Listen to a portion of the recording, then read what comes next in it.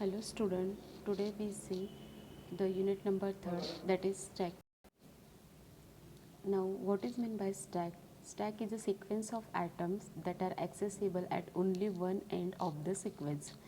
Stack काय असतं की सिक्वेन्समध्ये वन बाय वन आपल्या दिलेल्या ॲटम्सला आपण काय करतो, अरेंज करतो आणि ॲड करणं आणि रिमूव्ह करणं हे फक्त एका एंडपासून होतं. That's why stack is called as last in first out collection structure. This means that last thing we added is the first thing that gets pulled off. म्हणजे ज्यावेळेस आपण वन बाय वन इन्सर्ट करतो element one after other, like this is the example of book that will be placed in one after other, but when we insert the first book, that will be removed at last, because last element will be on the top of your that particular stack. That's why it is called as last in first out structure. Again, we see in detail what is meant by stack. Stack is a data structure in which data is added and removed at only one end, called as the top. ज्या वेळेस आपण डेटाला add करतो आणि remove करतो स्टॅकमध्ये, त्यावेळेस तो ॲड आणि रिमूव्ह करताना एक पॉइंटर थ्रू त्याचा ॲडिंग आणि रिमूव्ह डन होतं. त्या पॉइंटरला म्हटलं जातं top pointer. To add an atom to the stack, it must be placed on the top of the stack. ज्यावेळेस आपण एखादा इलेमेंट ॲड करतो स्टॅकमध्ये, त्यावेळेस तो इलेमेंट हा असतो टॉप ऑफ द स्टॅक. आणि ज्यावेळेस आपण रिमूव्ह करतो element from the stack, means we have to remove element that is on the top of the stack.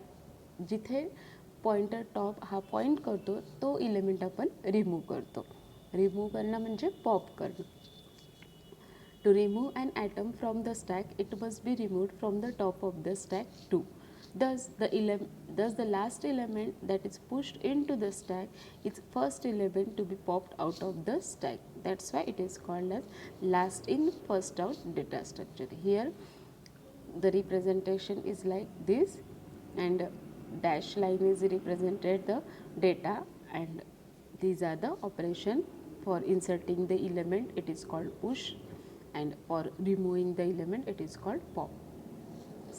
Next topic is operation that can be performed on the stack. There are two operations performed. First is push and second one is pop. Same, push is used to insert the element into the stack and pop is used to delete the element from the stack. And top pointer is used to represent the current location of the stack. Now we consider an example of stack. Here the stack containing 3 elements and the top is pointing to the element value as a 1. Now we wish to insert the element 8 by using push method. This stack will be look like this, and top will be incremented by 1, and there at that position your 8 value will be inserted. Again we wish to insert the element 2 into the stack. Now again where top will be incremented by 1, and on that position your 2 will be inserted. इथे बघू शकता सुरुवातीला आपल्या स्टॅकमध्ये 3 element होते. जेव्हा 8 push केला, स्टॅकची position 1ने increment झाली आणि टॉप हा पॉइंट करतो जिथे आपण 8ला पुश केलं त्या पोझिशनला. अगेन 2 पुश केला, अगेन टॉप इन्क्रीमेंट होतो आणि तिथे आपली 2 ही व्हॅल्यू काय होते, इन्सर्ट होते. अशा प्रकारे तुमच्या स्टॅकमध्ये व्हॅल्यू इन्सर्ट होता by increasing top value by 1. Now we see the pop function. Pop is use to remove the element from the stack. Now we remove the element that is 2. In above figure, top will be pointing to the value 2, and after pop function top will be decremented by 1 and it is pointing to the value 8. See here, again we use pop function. Again your top will be decremented by 1 and your value of top becomes 1. Again we use pop function, and now your top will be decremented by 1 and your stack containing only 2 value, that is 2 and 7. After pushing इथे आपण pop फंक्शनचा use केला आहे. जितक्या वेळेस आपण pop फंक्शनला call केलं आहे, on every call one element will be removed from your stack. First आपल्या स्टॅकमध्ये आफ्टर पुशिंग एलिमेंट होते 5. एक पॉप फंक्शन यूज केल्यानंतर आपल्या स्टॅकमध्ये एलिमेंट राहिले 4. नेक्स्ट पॉपला 3. मीन्स असं 1 बाय 1 एलिमेंट तुमचा डिलीट होत जातो आफ्टर कॉलिंग पॉप फंक्शन. आणि टॉप हा काय होतो आहे, डिक्रीज होत जातो आहे आणि तो करंट लोकेशनला पॉईंट आउट करतो. इथे एक्झाम्पल समजलं आहे स्टॅकचं. Now we see the algorithm of insertion in stack. स्टॅकमध्ये व्हॅल्यू इन्सर्ट करण्यासाठी काय अल्गोरिदम आहे ते आपण बघूया. बट बिफोर दॅट आपण 2 कंडिशन चेक करूया. ज्या वेळेस स्टॅक हा फुल असतो आणि तरीही तुम्ही स्टॅकमध्ये व्हॅल्यू इन्सर्ट करण्याचा प्रयत्न करत असाल तर त्या कंडिशनला म्हटलं जातं stack is overflow. Whenever your stack is full and you want to insert the element in to stack, it will happens stack overflow condition. आणि ज्या वेळेस तुमच्या स्टॅक एम्प्टी असेल, मीन्स टॉप जो असेल तो -1 पोझिशनला पॉईंट आउट करत असेल. -1 मीन्स स्टॅकमध्ये काहीच नाही आहे, means your stack is empty now and on that position you have to remove the element. Means you call the pop function but your stack is empty. On that condition stack underflow error will be occur. Got it. आता आपण बघूया insertion in to the stack by using push function. पहिले आपण काय केलं, here एक insertion function लिहिलं आहे. यामध्ये आपल्याला ॲटम जो व्हॅल्यू इन्सर्ट करायचा आहे तो लागतो आहे, top of the position of stack लागते, मॅक्झिमम व्हॅल्यू किती आहे स्टॅकमध्ये ते लागते. That's why we call that function or we define that function by assigning this value. Next thing is what? We have to check whether the top is equals to max. Max means तुमच्या स्टॅकची एक size तुम्ही declare करून ठेवलेली असेल, maximum size. तुमचा top जर maximum साईजच्यापेक्षा मोठा होत असेल तर त्यावेळेस स्टॅक काय होतं, तुमचा ओव्हरफ्लो होतं. ही कंडिशन तिथे ऑकर होते. तिथे आपण एक्झिट करतो. जर ती कंडिशन असेल तर आपण स्टॅकमध्ये एलिमेंट इन्सर्ट करत नाही. जर नसेल अदरवाईज एल्स आपण टॉपला काय करतो, इन्क्रीमेंट करतो बाय 1 आणि त्या पर्टिक्युलर लोकेशनवरती आता जिथे टॉप पॉईंट करतो तिथे आपण ॲटमला मूव्ह करतो. That's why here we write A of top. A is the array name where we wish to insert the element and top position is pointing to the free location from the stack and the atom will be assigned to that particular location. अशा पद्धतीने आपण काय करतोय, स्टॅकमध्ये element insert करतोय. जसं इथे figure दिली आहे. बिफोर इन्सर्शन एलिमेंट स्टॅकमध्ये व्हॅल्यू होत्या 3 ABC.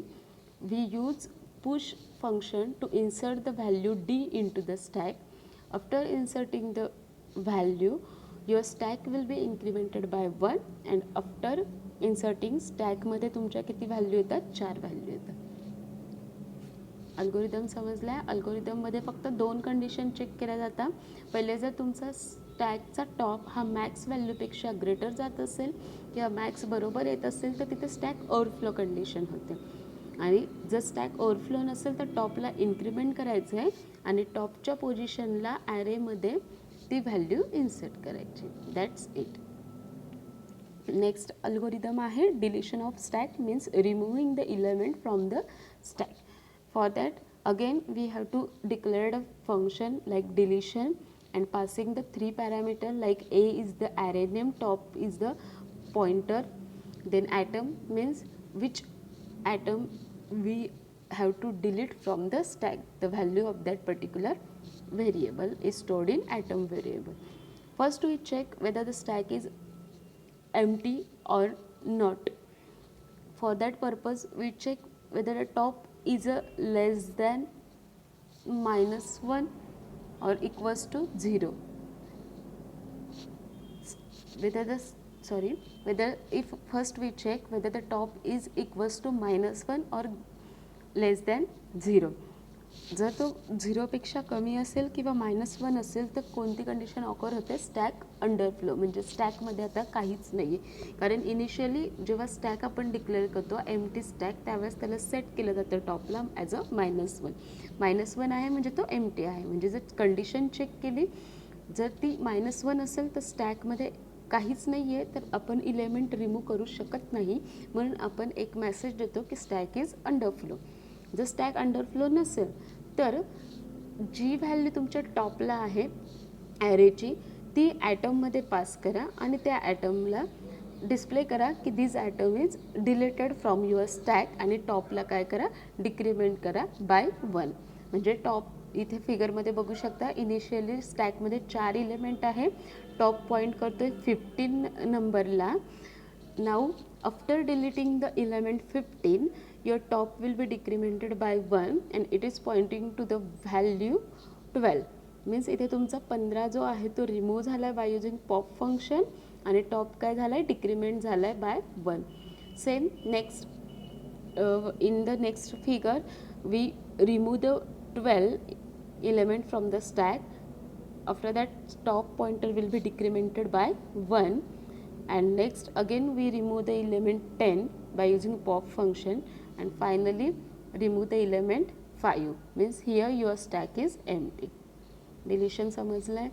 यामध्ये फक्त कंडिशन चेक करायची आधी, तुमचा स्टॅक एम्प्टी आहे का, एम्प्टी आहे का हे कसं समजतं, जेव्हा टॉप हा -1 पोझिशनला असेल तर स्टॅक हा एम्प्टी आहे. तरी तुम्ही जर रिमूव्ह करण्याचा प्रयत्न करत असाल तर तुम्ही कोणती कंडिशन कॉज होते इथे, स्टॅक अंडरफ्लो. जर स्टॅक अंडरफ्लोमध्ये नसेल तर काय करणार आहे, करंट पोझिशनचा इलेमेंट एका व्हेरिएबलमध्ये सेव्ह करणार आणि टॉपला काय करणार, डिक्रीमेंट करणार, आणि after decrementing your top will be pointing to the next value, that is we deleted current value. आणि अशा पद्धतीने तुम्ही पॉप फंक्शनचा यूज करू शकता for deletion of your element from the stack. 2 operation आहे समजले. त्यासोबतच स्टॅक एम्प्टी कसं आहे आणि फुल कसं आहे. एम्प्टी जर -1 असेल तुमचा टॉपचं पॉइंटर, आणि फुल कधी चेक करू शकता, जेव्हा स्टॅकची मॅक्झिमम व्हॅल्यू जी आहे ती टॉपची व्हॅल्यू असेल त्यावेळेस स्टॅक फुल आहे असं कन्सिडर होतं.